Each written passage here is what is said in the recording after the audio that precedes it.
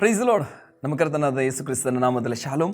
ಪ್ರೀತಿಯುಳ್ಳ ದೇವ ಜನರೇ, ದೇವ ಮಕ್ಕಳೇ, ದೇವರ ಕೃಪೆಯಿಂದ ನಾವು ಒಟ್ಟಾಗಿ ಸೇರಿ ಬರುವಂಥ ದೇವರು ಪುನಃ ಒಂದು ಸಾರಿ ನಮಗೆ ಸಮಯ ಕೊಟ್ಟಿದ್ದು, ಅದಕ್ಕಾಗಿ ವಂದನೆ ಸಲ್ಲಿಸ. ವಿಶೇಷವಾಗಿ ದೇವರ ವಾಕ್ಯ ಹೇಳ್ತದೆ ನಾವು ಯಾವಾಗಲೂ ಸಹ ಪ್ರಾರ್ಥನೆ ಮಾಡೋರಾಗಿರ್ಬೇಕಂತೇಳಿ. ಪ್ರಾರ್ಥನೆ ಅಂದರೆ ದೇವರೊಂದಿಗೆ ನಡೆಯುವಂಥ ಅನ್ಯೋನ್ಯತೆ. ದೇವರ ವಾಕ್ಯ ಏನು ಹೇಳ್ತದೆ? ನಾವು ಯಾವಾಗಲೂ ಸಹ ಪ್ರಾರ್ಥನೆ ಮಾಡಬೇಕು, ಎಲ್ಲ ಸಮಯದಲ್ಲಿ ಸಹ ಪ್ರಾರ್ಥನೆ ಮಾಡಬೇಕು. Praise the Lord. ದೇವರ ವಾಕ್ಯ ಹೇಳಪಟ್ಟ ಪ್ರಕಾರ ಯೇಸು ಸ್ವಾಮಿ ಜೀವಿತದಲ್ಲಿ ಯಾಕೆ ಸಕ್ಸಸ್ ಕಾಣ್ತಿದ್ರು? ನೀವು ಒಂದು ಆಲೋಚನೆ ಮಾಡಿರಿ. ಯೇಸು ಸ್ವಾಮಿ 100% ಆಗಿ ಅವರು ಮನುಷ್ಯರಾಗಿದ್ದರು, ಆದರೂ ಸಹ ಅವರ ಲೈಫಲ್ಲಿ, ಅವರ ಜೀವಿತದಲ್ಲಿ ಏನು ಕಾಣ್ತಾ ಇದ್ರು? ಸಕ್ಸಸ್ ಕಾಣ್ತಾ ಇದ್ರು. ಇವತ್ತು ಅನೇಕ ಜನಗಳು ನೋಡ್ರಿ, ಅನೇಕ ಜನಗಳು, ಕೆಲವು ಜನಗಳ ಬಿಸ್ನೆಸ್ ತುಂಬ ಅಭಿವೃದ್ಧಿ ಬಂದಿರ್ತದೆ, ಇನ್ನು ಕೆಲವು ಜನಗಳ ಬಿಸ್ನೆಸ್ ಅಲ್ಲೇ ಇರ್ತದೆ. ಎಷ್ಟೋ ಜನ ಚರ್ಚಿಗೆ ಬರ್ತಾರೆ, ಅನೇಕ ಜನಗಳು 10 ವರ್ಷ 15 ವರ್ಷದ ವಿಶ್ವಾಸಿ ಆದರೂ ಸಹ ಇದ್ದ ಹಾಗೆ ಇರ್ತಾರೆ. ಅದು ಒಂದು 5 ವರ್ಷ, ಒಂದು 4 ವರ್ಷ ಆದಂಥ ವಿಶ್ವಾಸಿ ಜೀವಿತಗಳು ಬದಲಾಗ್ತಿರ್ತದೆ. ಕಾರಣ ಏನು? ಕಾರಣ ಏನಂತಿದ್ರೆ, ನಮ್ಮ ಜೀವಿತದಲ್ಲಿ ಪ್ರಾರ್ಥನೆ ಅನ್ನೋದು ಪ್ರಾಮುಖ್ಯವಾಗಿರಬೇಕು. ಹಲ್ಲೆಲೂಯಾ. ನೀನು ಏನೇ ಮಾಡ್ತಾ ಇರುವಾಗ ಸಹ ನೀನು ಯಾವಾಗಲೂ ಸಹ ಪ್ರಾರ್ಥನೆ ಮಾಡೋರಾಗಿರಬೇಕು ಅಂತ ದೇವ್ರ ವಾಕ್ಯ. ಅಪೊಸ್ತಲ ಪೌಲನು ಕೊಲೊಸ್ಸೆ ಸಭೆಗೆ ಬರೆಯುವಾಗ ಒಂದು ಪತ್ರಿಕೆ ಬರೀತಾನೆ. ವಾಕ್ಯ ಹೀಗಿದೆ, 4ನೇ ಅಧ್ಯಾಯದಲ್ಲಿ 2ನೇ ವಚನ. ಪ್ರಾರ್ಥನೆಯನ್ನು ತಪ್ಪದೇ ಮಾಡುವರಾಗಿದ್ದು ಅದರಲ್ಲಿ ಎಚ್ಚರವಾಗಿದ್ದು ದೇವರಿಗೆ ಕೃತಜ್ಞತೆ ಸ್ತುತಿ ಮಾಡಿರಿ. ದೇವ್ರ ವಾಕ್ಯ ಹೇಳ್ತದೆ, ಪ್ರಾರ್ಥನೆಯನ್ನು ತಪ್ಪದೇ ಮಾಡುವರಾಗಿ ಅದರಲ್ಲಿ ಎಚ್ಚರವಾಗಿದ್ದು ದೇವರಿಗೆ ಕೃತಜ್ಞತೆ ಸಲ್ಲಿಸಿ. ಹಾಗಾದರೆ ಅಪೊಸ್ತಲ ಪೌಲನು ಹೇಳುವುದೇನಂತ, ನೀನು ಪ್ರಾರ್ಥನೆಯನ್ನು ನೀ ಯಾವಾಗಲೂ ಮಾಡ್ತಾ ಇರಬೇಕು, ಅದನ್ನು ಮಿಸ್ ಮಾಡಬಾರ್ದು. ಇವತ್ತು ಅನೇಕರ ಕುಟುಂಬಗಳಲ್ಲಿ ಪ್ರಾರ್ಥನೆ ಇಲ್ಲ, ಅನೇಕರ ಜೀವಿತದಲ್ಲಿ ಪ್ರಾರ್ಥನೆ ಇಲ್ಲ. Praise the Lord. ಅನೇಕರ ಆರಾಧನೆ ತಂಡದವರಿದ್ದಾರೆ, ಆರಾಧನೆ ನಾಯಕರಿದ್ದಾರೆ, ಅವ್ರ ಜೀವಿತದಲ್ಲಿ ಪ್ರಾರ್ಥನೆ ಇಲ್ಲ. ಅನೇಕ ಬೋಧಕರಿದ್ದಾರೆ, ಅವರು ಯಾವಾಗ ಏನಂತಿದ್ರೆ ಸತ್ಯವೇದವಾದ ಬೋಧನೆ ಮಾಡ್ಲಿಕ್ಕುಂಟು, ಯಾವಾಗ ಸಂಡೇ ಬೋಧನೆ ಮಾಡ್ಲಿಕ್ಕೆ ಆವಾಗ ಸ್ಯಾಟರ್ಡೇ ಏನಂತ ಹೇಳ್ತಾರೆ, ಅವರ ಕೈಯಲ್ಲಿ ಸತ್ಯವೇದ ಹಿಡಿಯುವಂಥ ಅನೇಕ ಜನಗಳಿದ್ದಾರೆ. ಪ್ರೀತಿಯುಳ್ಳ ದೇವ ಜನರೇ, ಪ್ರೀತಿಯುಳ್ಳ ದೇವರ ಮಕ್ಕಳೇ, ಇವತ್ತು ಅವ್ರ ಜೀವಿತದಲ್ಲಿ ದೇವರ ಕಾರ್ಯ ಮಾಡಲು ದೇವರ ವಾಕ್ಯ ಹೇಳ್ತದೆ ಏನಂತಿದ್ರೆ, ಯಾರೆಲ್ಲ ನನ್ನನ್ನು ಪ್ರೀತಿಸ್ತಾರೆ, ಯಾರೆಲ್ಲ ನನ್ನ ವಾಕ್ಯವನ್ನು ಕೈಗೊಂಡು ನಡೀತಾರೆ, ಈ ಸತ್ಯವೇದವನ್ನು ನೀನು ಪ್ರೀತಿಸುವುದಾದ್ರೆ ಇದು ನಿನ್ನ ಪ್ರೀತಿ ಮಾಡ್ತದೆ. Praise the Lord. ಎಷ್ಟು ನಿನ್ನ ಆಳವಾಗಿ ಇದನ್ನು ನೀನು ಹುಡುಕ್ತೀವೋ ಇದರಲ್ಲಿ ಅಷ್ಟು ಅಮೂಲ್ಯವಾದದ್ದು ಸಿಗ್ತದೆ. ನಿಮಗೆಲ್ಲರಿಗೆ ಚೆನ್ನಾಗಿ ಗೊತ್ತಿದೆ ಅಂತ ಎನಿಸ್ತೇನೆ ನಾನು. ಈ ಭೂಮಿಯಲ್ಲಿ ಅಮೂಲ್ಯವಾದ ವಸ್ತು ಅಂತ ಹೇಳಿದ್ರೆ, ಭೂಲೋಕದಲ್ಲಿ ಎಲ್ಲಿದೆ ಅಂತ ಹೇಳಿದ್ರೆ ಆಳವಾಗಿ, ಭೂಮಿಯ ಆಳವಾಗಿದೆ. ಎಷ್ಟು ನೀನು ಆಳವಾಗಿ ಭೂಮಿ ಅಗಿತೀವೋ ಅಷ್ಟು ಅಮೂಲ್ಯವಾದದ್ದು ನಿನಗೆ ಸಿಗ್ತತೆ. ಎಷ್ಟು ನೀನು ಆಳವಾಗಿ ಪ್ರಾರ್ಥನೆಯಲ್ಲಿ ಇರ್ತೀವೋ ಅಷ್ಟು ಅಮೂಲ್ಯವಾದದ್ದು ನೀನು ಹೊಂದಿಕೋತೀವಿ. ಎಷ್ಟು ನೀನು ಏನಂತಿದ್ರೆ ಆಳವಾಗಿ ಸತ್ಯವೇದವನ್ನು ಓದ್ತೀವೋ ಅಷ್ಟು ನಿನಗೆ ಅಮೂಲ್ಯವಾದದ್ದು ಬರ್ತತೆ. ಅಮೂಲ್ಯವಾದದ್ದು ಸಿಗಬೇಕು ನಿನಗೆ ಅಂತ ಹೇಳಿದರೆ ನೀನು ಪ್ರಯಾಸ ಪಡಬೇಕು. ಅದಕ್ಕೋಸ್ಕರ ನೀನು ಪ್ರಯಾಸ ಪಡಲೇಬೇಕು. ಪ್ರಯಾಸ ಇಲ್ಲದೆ ನಿಮಗೆ ಪ್ರತಿಫಲ ಸಿಗ್ಲಿಕ್ಕೆ ಆಗುವುದಿಲ್ಲ ಪ್ರೇರೆ. ಆದ ಕಾರಣ ಪ್ರಾರ್ಥನೆ ಅನ್ನೋದು ದೇವರ ವಾಕ್ಯ ಏನು ಹೇಳ್ತದೆ ಅಂತಿದ್ರೆ, ಸತ್ಯವೇದದಲ್ಲಿ ಅನೇಕ ಜನಗಳ ಪ್ರಾರ್ಥನೆ ಮಾಡಿ ಹೊಂದಿಕೊಂಡದ್ದನ್ನು ನಾವು ನೋಡ್ತೇವೆ. ಇವತ್ತು ನೀವು ತೀರ್ಮಾನ ಮಾಡಿ ಪ್ರಾರ್ಥನೆ ಮಾಡ್ರಿ. ಅನೇಕ ಜನಗಳು ತೀರ್ಮಾನ ಮಾಡ್ತಾರೆ. ಯಾವಾಗ ತೀರ್ಮಾನ ಮಾಡ್ತಾರೆ ಗೊತ್ತುಂಟಾ? ಡಿಸೆಂಬರ್ 31ಕ್ಕೆ 31ನೇ ತಾರೀಕಿಗೆ ಅವರು ತೀರ್ಮಾನ ಮಾಡ್ತಾರೆ, ನಾನು 2 ಗಂಟೆ ಪ್ರೇಯರ್ ಮಾಡ್ತೇನೆ, ನಾನು 1 ಗಂಟೆ ಪ್ರೇಯರ್ ಮಾಡ್ತೇನೆ, ನಾನು ಅರ್ಧ ಗಂಟೆ ಪ್ರೇಯರ್ ಮಾಡ್ತೇನೆ. ಇನ್ನೂ ಅನೇಕ ಪ್ರೇಯರ್ ಏನು ಮಾಡ್ತಾರೆ ಗೊತ್ತುಂಟಾ? 24 ಗಂಟೆಯಲ್ಲಿ ನಾನು 6 ಗಂಟೆ ಪ್ರಾರ್ಥನೆ ಮಾಡ್ತೇನೆ. ದಾವೀದನು ಹೇಗೆ 7 ಆವರ್ತಿ ಸ್ತೋತ್ರ ಮಾಡ್ತಿದ್ದ, ದಾವೀದನು ಹೇಗೆ 3 ಆವರ್ತಿ ಪ್ರಾರ್ಥನೆ ಮಾಡ್ತಿದ್ದ, ದಾನಿಯೇಲ 3 ಆವರ್ತಿ ಪ್ರಾರ್ಥನೆ, ಅದೇ ಪ್ರಕಾರ ನಾಸ 3 ಹೊತ್ತು ಪ್ರಾರ್ಥನೆ ಮಾಡ್ತೇನೆ ಅಂತೇಳಿ. ಸ್ವಲ್ಪ ದಿನ ಮಾತ್ರ, ಜಾಸ್ತಿ ದಿನ ಅವ್ರದ್ದು ಓಡುವುದಿಲ್ಲ. Praise the Lord. ಪ್ರೀತಿಯುಳ್ಳ ದೇವಜನರೇ, ನಾವು ಪ್ರಾರ್ಥನೆ ಮಾಡಿದ್ ನೋಡ್ರಿ, ನಮಗೆ ಪ್ರೀತಿ ಬರಬೇಕು. ಪ್ರಾರ್ಥನೆ ಅಂದ್ರೆ ಏನು? ತಂದೆಯೊಂದಿಗೆ ಮಾತನಾಡೋದು. ಇವತ್ತು ಅನೇಕ ಜನಗಳ ಪ್ರಾರ್ಥನೆ ಅಂತ ಹೇಳಿದ್ರೆ ಭಾರವಾಗಿದೆ. ಉಪವಾಸ ಪ್ರಾರ್ಥನೆ ಮನ್ನೆ ಅಂತ ಹೇಳಿದ್ರೆ ಸ್ವಲ್ಪ ಜನ ಮಾತ್ರ. ಹಲ್ಲೆಲೂಯಾ.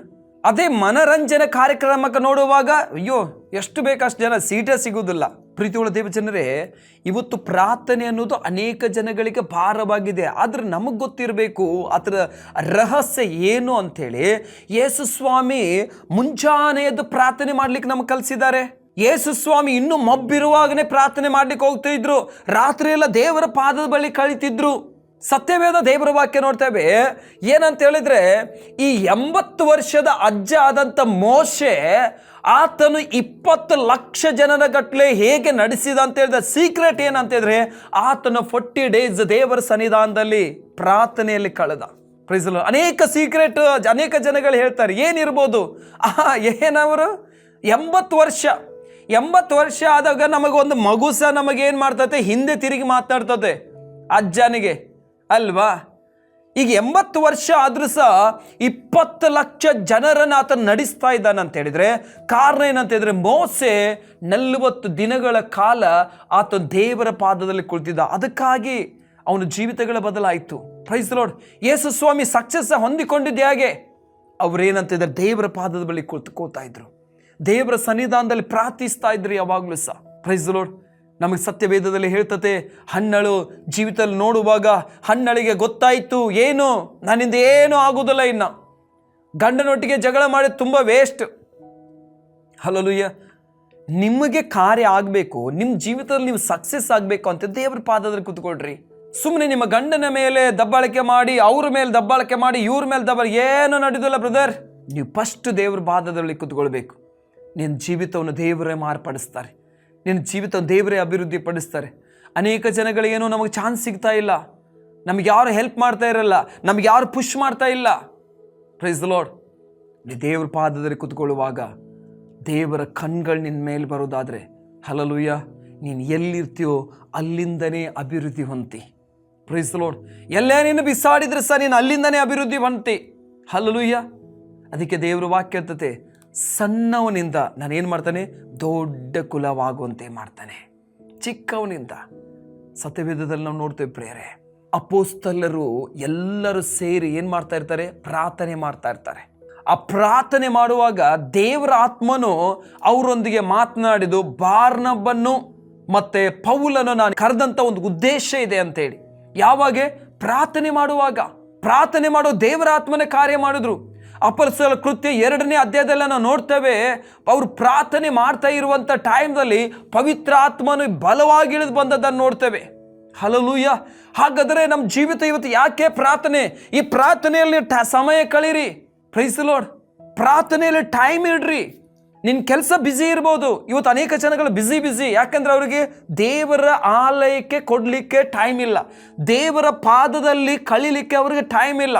ಅದಕ್ಕೆ ಯೇಸು ಹೇಳ್ತಾರೆ, ಆರಂಭದ ನೀನು ಎಷ್ಟು ಪ್ರೀತಿ ಮಾಡ್ತೀವಿ, ಎಷ್ಟು ದೇವರ ಬಳಿಗೆ ಬರ್ತಾ ಇದ್ದಿ, ದೇವರೇ ಅಂತೇಳಿ ನಿನಗೆ ಜೀವ ಆಗಿತ್ತು, ಈಗೆಲ್ಲಿ? Price the lord. ಇವತ್ತು ನಿಂಗೆ ಯಾವ ಪ್ರಾರ್ಥನೆಯ ಗೋಡೆ ಬಿದ್ದೋಗಿದೆ? Price the lord. ಸತ್ಯವೇದದಲ್ಲಿ ನೋಡುವಾಗ ಅನೇಕ ಸಂಗತಿನ ನೋಡ್ಬೋದು.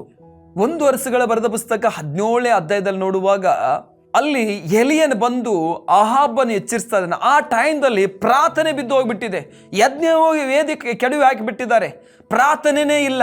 ಆ ದಿನಮಾನಗಳ ಕಾಲದಲ್ಲಿ ಹೇಗೆ ಅಂತೇಳಿದರೆ ಪ್ರಾರ್ಥನೆ ಯೆಹೋವನ ಹೆಸರೆತ್ತಿ ಎಲ್ಲಿ ಸಹ ಪ್ರಾರ್ಥನೆ ಮಾಡಬಾರ್ದು ಅಂತೇಳಿ ರೂಲ್ಸ್ ಇತ್ತು. Praise the Lord. ಆ ಟೈಮ್ದಲ್ಲಿ ಎಲಿಯನ್ ಬರ್ತಾನೆ. 1 ವರ್ಷಗಳ ಬರೆದ ಪುಸ್ತಕ 18ನೇ ಅಧ್ಯಾಯದಲ್ಲಿ ನೋಡುವಾಗ ಸತ್ಯವೇದದಲ್ಲಿ ಅನೇಕ ಕಾರ್ಯಗಳನ್ನು ನೋಡ್ತೇವೆ. ಹಲ್ಲೆಲೂಯಾ. ಪ್ರಾರ್ಥನೆ ಮೂಲಕ ಏನೆಲ್ಲ ಸಂಗತಿಗಳು ನಡೀತಿ, ಏನೆಲ್ಲ ಕಾರ್ಯಗಳಾಗ್ತಿ, ಕೆಲವು ವಚನಗಳನ್ನು ನಾವು ಓದಿಕೊಳ್ಳುವ.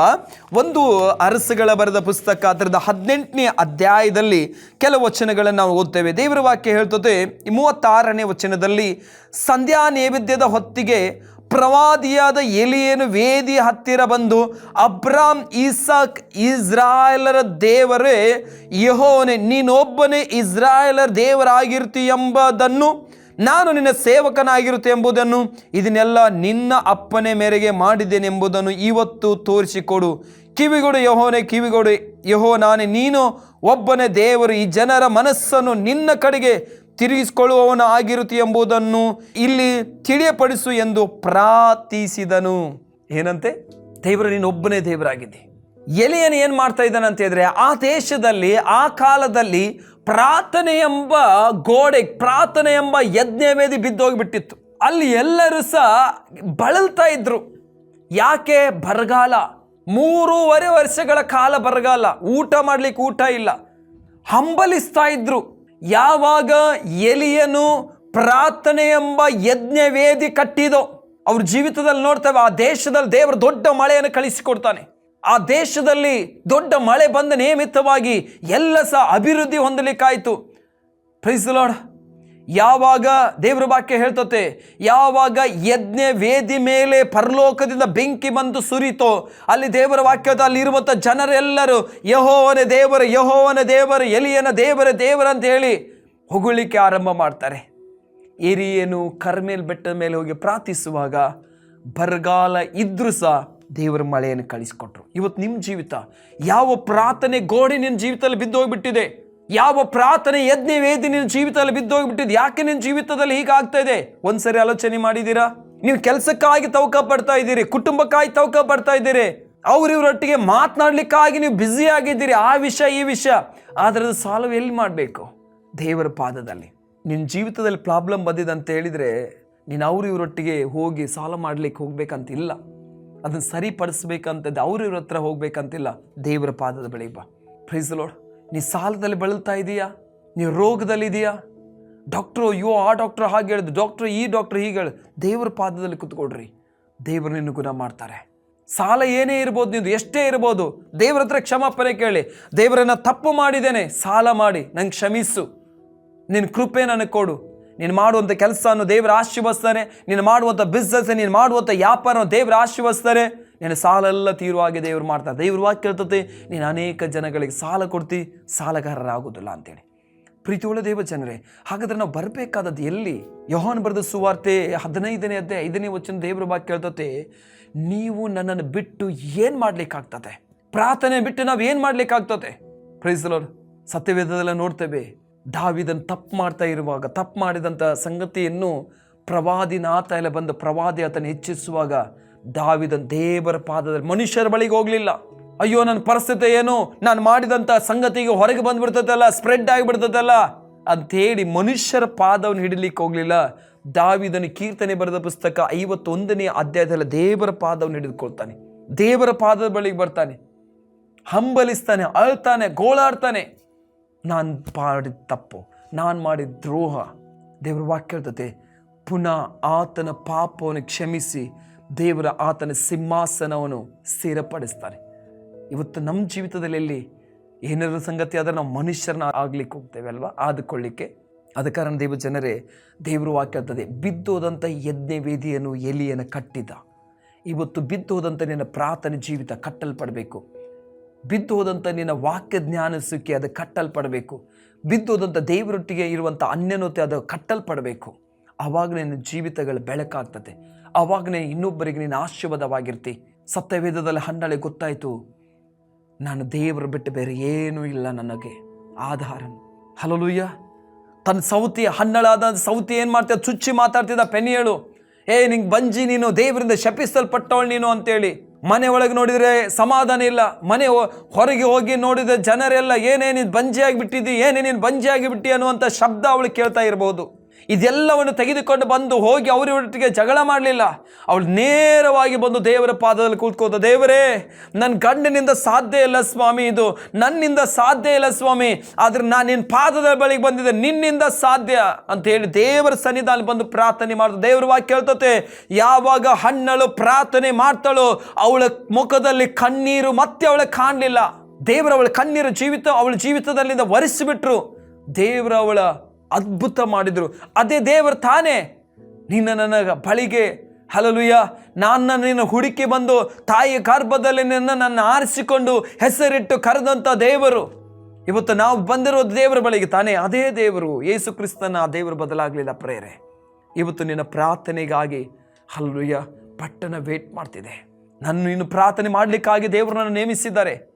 ಹಲ್ಲೆಲೂಯ. ಯೆಶಾಯ ಬರೆದ ಪ್ರವಾದನೆ ಗ್ರಂಥದಲ್ಲಿ 62ನೇ ಅಧ್ಯಾಯದಲ್ಲಿ ಒಂದು ವಚನ ಹೀಗೆ ಹೇಳ್ತದೆ, ಓದಿಕೊಳ್ಳುವ 6ನೇ ವಚನ, ಯೆರೂಸಲೇಮೇ, ನಾನು ನಿನ್ನ ಪೌಳಿ ಗೋಡೆಯಲ್ಲಿ ಕಾವಲುಗಾರರನ್ನು ನೇಮಿಸಿದ್ದೇನೆ, ಅವರು ಹಗಲು ಇರಳು ಮೌನವಾಗಿರರು. ದೇವರ ವಾಕ್ಯ ಹೇಳ್ತತೆ, ಯೆರೂಸಲೇಮೇ, ನಿನ್ನ ಪೌಳಿ ಗೋಡೆಯಲ್ಲಿ ನಾನು ಏನಿಟ್ಟಿದ್ದೇನೆ, ಕಾವಲುಗಾರನಿಟ್ಟಿದ್ದೇನೆ. ಇವತ್ತು ಒಂದು ಪಟ್ಟಣದಲ್ಲಿ ನನ್ನ ಪ್ರಾರ್ಥನೆ ಮಾಡ್ಲಿಕ್ಕಾಗಿ ಇಟ್ಟಿದ್ದಾರೆ. ದೇವರು ಒಂದು ಮನೆಯಲ್ಲಿ ಪ್ರಾಬ್ಲಮ್ ಆಗ್ತಾ ಇದೆ ಅಂತ ದೇವರು ನಿನ್ನ ಅದಕ್ಕಾಗಿ ಇಟ್ಟಿದ್ದಾರೆ. ಯಾವುದಕ್ಕಾಗಿ? ಆ ಪ್ರಾಬ್ಲಮ್ಗೋಸ್ಕರ ನೀವು ಪ್ರಾರ್ಥನೆ ಮಾಡಬೇಕು. ಒಂದು ಪಟ್ಟಣದಲ್ಲಿ ಪ್ರಾಬ್ಲಮ್ ಆಗ್ತಿದೆ, ಆ ಪ್ರಾಬ್ಲಮ್ಗೋಸ್ಕರ ನೀವು ಪ್ರಾರ್ಥನೆ ಮಾಡೋಳಾಗಿರ್ಬೇಕು, ನೀನು ಪ್ರಾರ್ಥನೆ ಮಾಡೋವನಾಗಿರ್ಬೇಕು. ಅದಕ್ಕಾಗಿ ದೇವರನ್ನ ಇಟ್ಟಿದ್ದಾರೆ. ನೀನು ಒಂದು ಪ್ರಾರ್ಥನೆಗಾಗಿ ಇವತ್ತು ಪಟ್ಟಣ ಕಾಯ್ತಾ ಇದೆ, ನೀನು ಒಂದು ಪ್ರಾರ್ಥನೆಗಾಗಿ ಇವತ್ತು ಕುಟುಂಬ ಕಾಯ್ತಾ ಇದೆ. ಆ ಪ್ರಾರ್ಥನೆ ಕೇಳಲಿಕ್ಕಾಗಿ ಹಲ್ಲೆಲೂಯಾ ಪರಲೋಕ ವೇಟ್ ಮಾಡ್ತಾ ಇದೆ. ನನ್ನ ಮಗಳು ಆ ಜನರಿಗೋಸ್ಕರ ಪ್ರಾರ್ಥನೆ ಮಾಡ್ತಾಳ, ನನ್ನ ಮಗನು ಆ ಜನರಿಗೋಸ್ಕರ ಪ್ರಾರ್ಥನೆ ಮಾಡ್ತಾರ. ಹಲ್ಲೆಲೂಯಾ. ಯೋಬನ ಪರಿಸ್ಥಿತಿ ನೋಡಿದ್ದೀರಾ? ಯೋಬನ ಜೀವಿತವನ್ನು ನೀವು ಆಲೋಚನೆ ಮಾಡಿದ್ದೀರಾ? ಯೋಬನ ಜೀವಿತದಲ್ಲಿ ಎಷ್ಟೇ ಆಪತ್ತುಗಳು ಬಂತು, ಎಷ್ಟು ಅಪಾಯಗಳು ಬಂತು. Praise the Lord. ಅದೆಲ್ಲ ಬಂದರೂ ಸಹ ದೇವರ ವಾಕ್ಯ ಹೇಳ್ತತೆ, ಯೋಬನು ತನ್ನ ಸ್ನೇಹಿತರಿಗಾಗಿ ಪ್ರಾರ್ಥಿಸಿದ. ಏನಾದಾಗ? ಶರೀರದಲ್ಲಿ ರೋಗ ಬಂದಿದೆ, ಪ್ರೈಸ್ ದಿ ಲಾರ್ಡ್, ಸರಿಯಾಗಿ ಬಟ್ಟೆ ಹಾಕಿಕೊಳ್ಳಿಕ್ಕೆ ಆಗ್ತಾ ಇಲ್ಲ, 10 ಮಕ್ಕಳು ಸತ್ತೋಗಿದ್ದಾರೆ, ಆಸ್ತಿ ಹಾಳಾಗಿ ಹೋಗಿದೆ, ಹೆಂಡತಿ ಸಹ ಮನೆಯಲ್ಲಿ ಕಿರಿಕಿರಿ ಮಾಡ್ತಿದ್ದಾಳೆ. ಇದು ಅಂದಾಗ ಸಹ ಅನೇಕ ಫ್ರೆಂಡ್ಸ್ ಬಂದು ಅವನಿಗೆ ವಿರೋಧವಾಗಿ ಮಾತನಾಡಿದ್ರು ಸಹ ಯೋಬನ ಅವರಿಗೋಸ್ಕರ ಪ್ರಾರ್ಥನೆ ಮಾಡ್ಲಿಕ್ಕೆ ಆರಂಭ ಮಾಡ್ತಾನೆ. ಇವತ್ತು ಆ ಪ್ರಾರ್ಥನೆಯ ಶಕ್ತಿಯೇ ಆತನ ಜೀವಿತವನ್ನು ಬದಲಾಯಿಸ್ತು. 2ರಷ್ಟು ಬ್ಲೆಸ್ಸಿಂಗ್ ಅನ್ನು ಹೊಂದಿಕೊಂಡ. ಯಾವಾಗ ಪ್ರಾರ್ಥನೆ ಮಾಡ್ತಾನೋ ಅವನ ಜೀವಿತ, ಅದೇ ಅಧ್ಯಾಯದಲ್ಲಿ ಏನಂತ, ಯೋಬನು ಏನು ತನ್ನ ಸ್ನೇಹಿತರಿಗೋಸ್ಕರ ಪ್ರಾರ್ಥನೆ ಮಾಡಿದ. ಇವತ್ತು ಅದೇ ದೇವರು ತಾನೆ. ಇವತ್ತು ನನ್ನ ಜೀವಿತ ನೋಡ್ಬೇಡ್ರಿ, ನಿಮ್ಮ ಪರಿಸ್ಥಿತಿಗಳನ್ನ ನೋಡ್ಬೇಡ್ರಿ, ಪರಿಸ್ಥಿತಿಗಳ ಮೇಲೆ ಒಂದು ದೇವರಿದ್ದಾನೆ, ಆತನನ್ನು ನೋಡ್ರಿ. ನಿನ್ನ ಪರಿಸ್ಥಿತಿ ಏನೇ ಇರ್ಬೋದು, ಇವತ್ತು ಅವರೇ ಹೇಳಿದ್ದಾರೆ ನಮಗೆ. ಹಲ್ಲೆಲೂಯಾ. ಒಂದು ತುಂಬ ಏನಂತ ಹೇಳಿದ್ರೆ ಕಠಿಣವಾದಂಥ ಪರಿಸ್ಥಿತಿ ಬಂದಿದೆ, ತುಂಬ ವ್ಯತ್ಯಾಸವಾದಂಥ ಸಂಗತಿ ನಡೆದದ್ದನ್ನು ಸತ್ಯವೇದದಲ್ಲಿ ನೋಡ್ತೇವೆ ನಾವು. Praise the lord.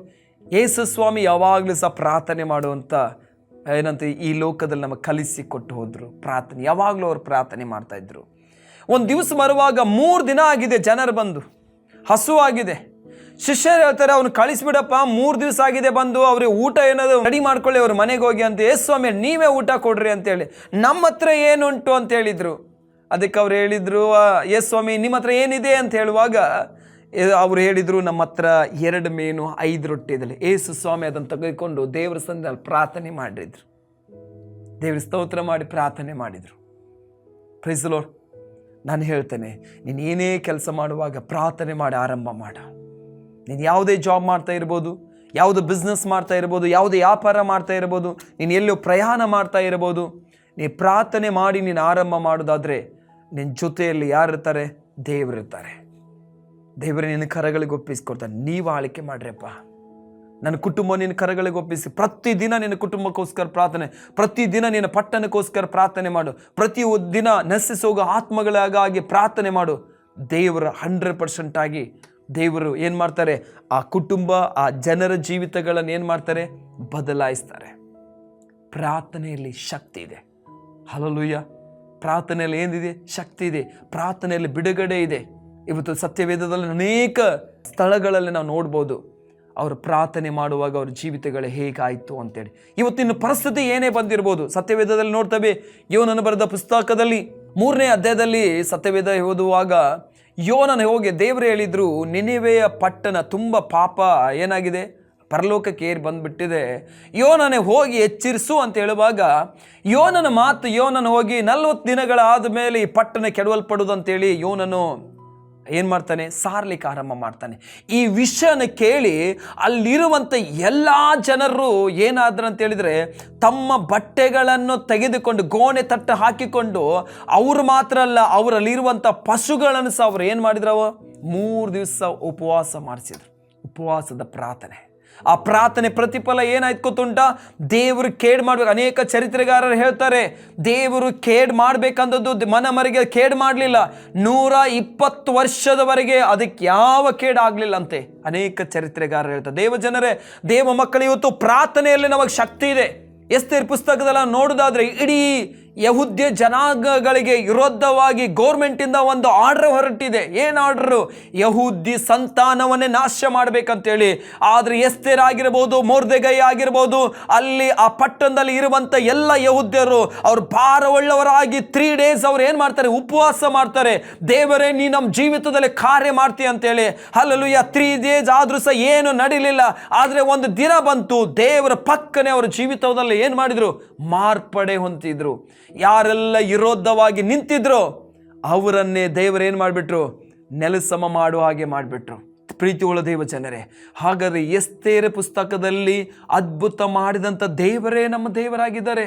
ಅದೇ ದೇವರ ನಾವು ಆರಾಧನೆ ಮಾಡ್ತಾ ಇದ್ದೇವೆ. ಎಂಥ ಒಂದು ವಿರೋಧ ಗೌರ್ಮೆಂಟಿಂದ ರೂಲ್ಸ್ ಹೊರಟಿದೆ.